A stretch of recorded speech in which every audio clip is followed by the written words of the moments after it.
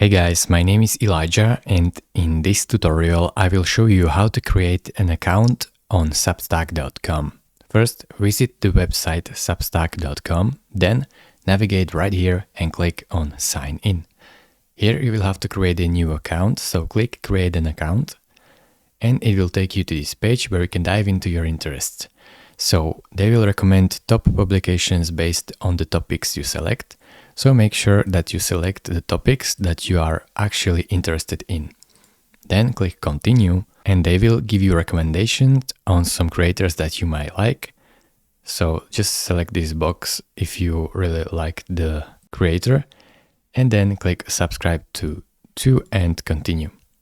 Here enter your email address, and then click this I agree to Substack's terms of use, and click Subscribe and join Substack. Here you can add your name, handle, and bio, and you can also add your profile picture by clicking right here. And then, as you can see, they have sent you an email to your email address, so click the magic link or enter the code below to check your email. In your email address, you should be able to see something like this, so click on Verify Email. And there you have it, your account is successfully created. Thank you very much for watching. If this video was helpful to you, consider subscribing and liking this video, and I will see you in the next tutorial. Bye bye.